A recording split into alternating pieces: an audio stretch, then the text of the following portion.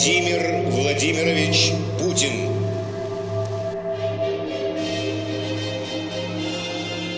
Американский Forbes 4-й раз подряд назвал Путина самым влиятельным человеком в мире. Владимир Путин назвал союзников США по НАТО китайскими болванчиками. Путин продолжает добиваться того, чего хочет. Крым и Севастополь.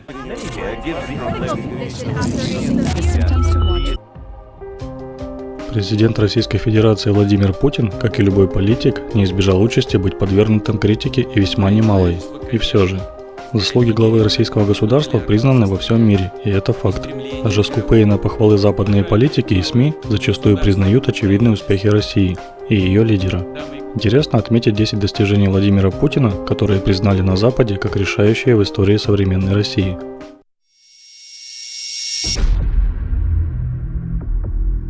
Предотвращение угрозы развала страны и первые победы над терроризмом. Владимир Путин возглавил Россию в период, когда страна находилась в довольно шатком состоянии, как в экономическом, так и в политическом плане. Только-только произошел очередной дефолт. Экономика стагнировала, население нищало. Террористы на Северном Кавказе создали свой анклав и принялись расширять его, запугивая население всей страны. Мы будем преследовать террористов везде. В аэропорту. Значит, вы уж меня извините, в туалете поймаем и в сортире их замочим, в конце концов. Все, вопрос закрыт окончательно.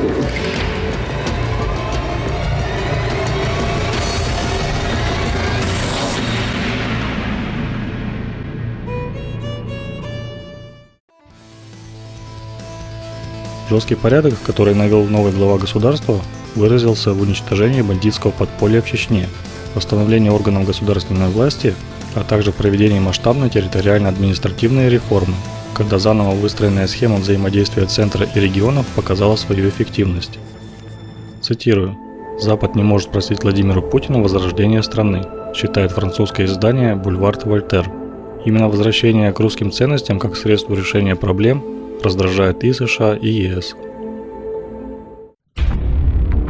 Сохранение и укрепление международного влияния России. Россия – член Совбеза ООН, страна, обладающая правом вето, а также равноправный и в ряде случаев весьма влиятельный участник большинства крупных международных альянсов.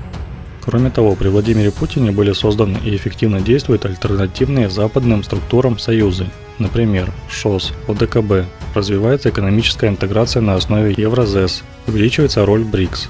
Цитирую. «В Европе выстраивание системы безопасности без России невозможно», заявил недавно председатель Еврокомиссии Жан-Клод Юнкер.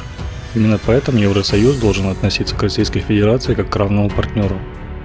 Россия при Путине стала гибкой державой, способной быстро принимать военные и политические решения. Мне кажется, что эти перемены закрепляются на постоянной основе, отмечает президент Международного института стратегических исследований Франсуа Эйсбург.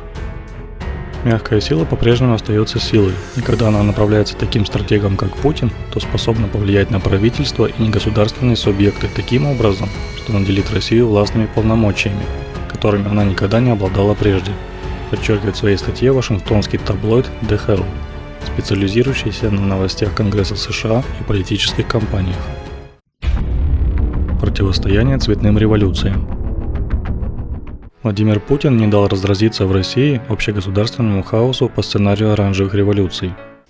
Добавлю, что в современном мире экстремизм используется как инструмент геополитики и передела сферы влияния очень часто. Мы видим, каким трагическим последствиям привела волна так называемых цветных революций. Какие потрясения испытали и испытывают народы стран, которые прошли через безответственные эксперименты подспудного, а иногда и грубого, как у нас говорят, ломового внешнего вмешательства в их жизнь. Для нас это урок и предупреждение. И мы обязаны сделать все необходимое, чтобы подобное никогда не случилось в России. Цитирую. «Бытовало мнение, что и в самой России когда-нибудь разразится такой кризис», пишет хорватское издание «Адванс». Этого не произошло. Более того, цветные революции в Грузии и на Украине утратили свою привлекательность и воодушевляющий потенциал после последовавших негативных событий. Издание Русинфо подчеркивает, что после провала цветных революций было фактически приостановлено дерзкое, безудержное расширение НАТО на постсоветское пространство. Вопрос о присоединении к альянсу таких стран, как Украина и Грузия, теперь является лишь иллюзией, считают эксперты издания. Возвращение Крыма. Уважаемые граждане России, дорогие крымчане, севастопольцы, после тяжелого, длительного, изнурительного плавания Крым и Севастополь возвращаются в родную гавань, к родным берегам, в порт постоянной приписки, в Россию.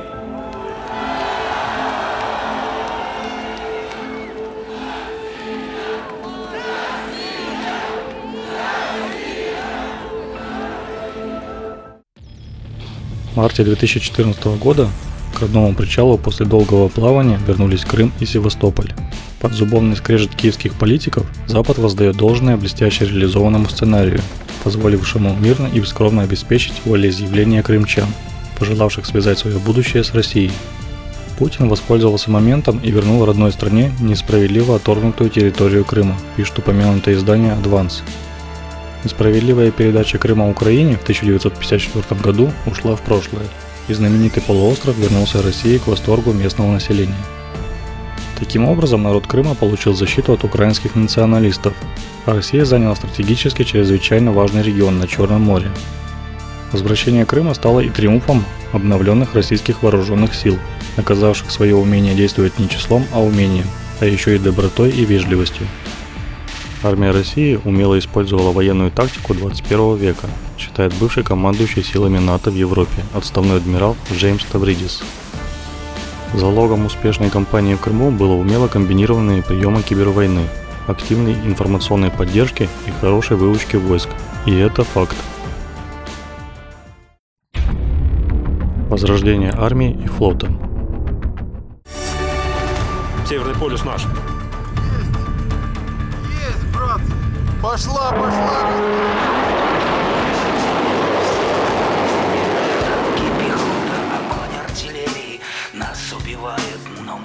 При Владимире Путине появился новый образ вооруженных сил – сильных, современных, хорошо обученных и качественно оснащенных. Принята и реализуется государственная программа вооружений. Обновляются арсеналы, соединений и воинских частей. Строятся новые военные городки. Выполняются социальные обязательства, немыслимые даже для времен СССР. Например, это касается выдачи офицерам живых денег на покупку собственного жилья. Конкурс «Военные вузы» зашкаливает за рекордные показатели. Американский журнал National Interest недавно поставил российские вооруженные силы на второе место в мире, после армии США, при том, что военные расходы России существенно меньше американских. А британская The Times отметила в одной из своих публикаций, сославшись на мнение военного ведомства страны, цитирую: «Российское оружие более мощное, чем его британские эквиваленты. Это дает президенту Путину значительный потенциал».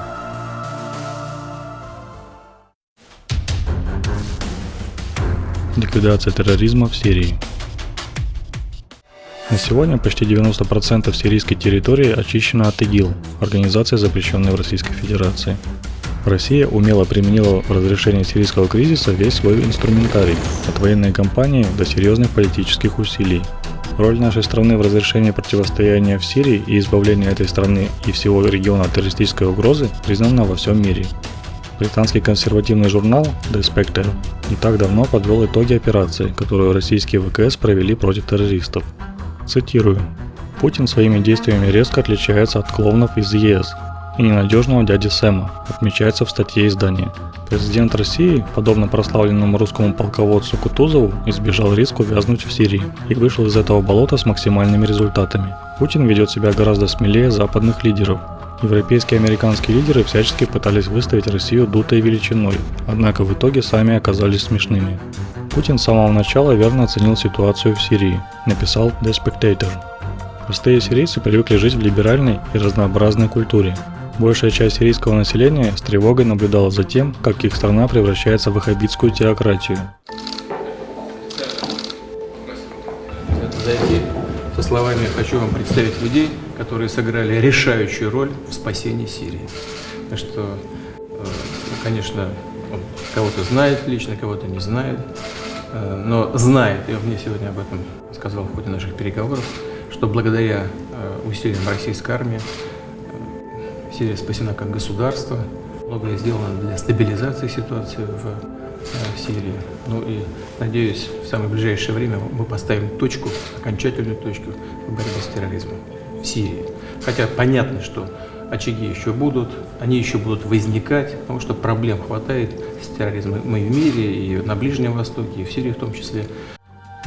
Асад, несмотря на все свои недостатки и изъяны, был буфером между населением и междоусобной резней. Сегодня среди 2/3 сирийцев, которые живут в районах, подконтрольных центральной власти, Асад популярен как никогда.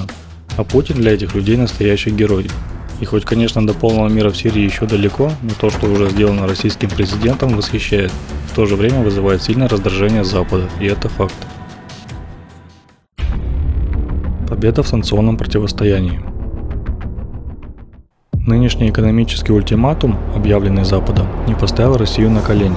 С удивлением выяснилось, что наша страна может куда меньше полагаться на импорт и даже способна прокормить себя сама. Сегодня отечественное сельское хозяйство приносит доходов не меньше, чем, скажем, оборонно-промышленный комплекс. Его продукция, к слову, также по-прежнему востребована в мире. «Не пытайтесь сломить Россию», написало немецкое издание Bild.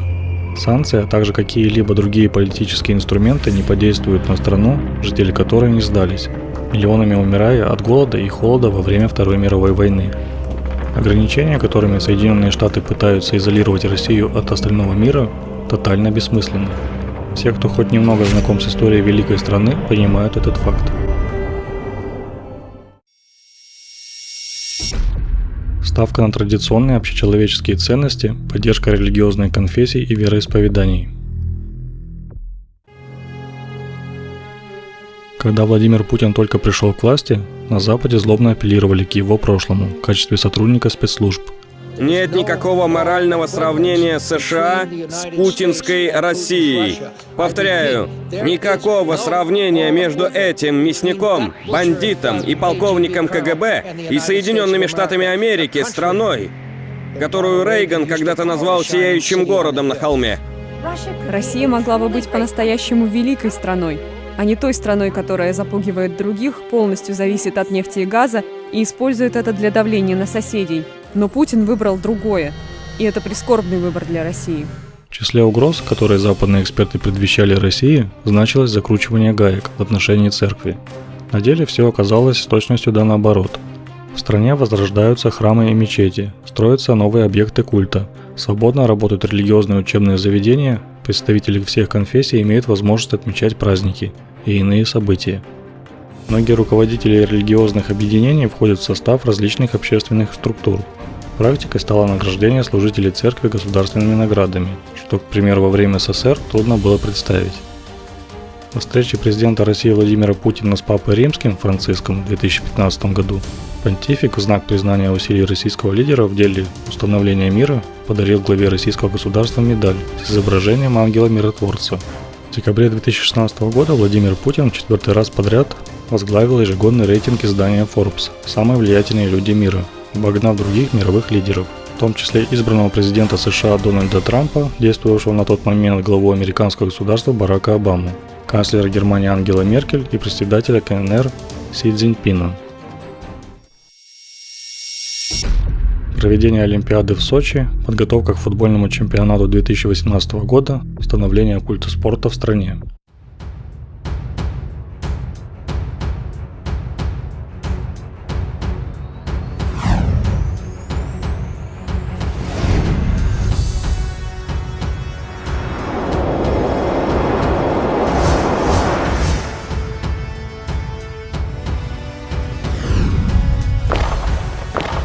Справа, 8 слева, ну где же братский пока нет? Вот! Слушайте, Гол!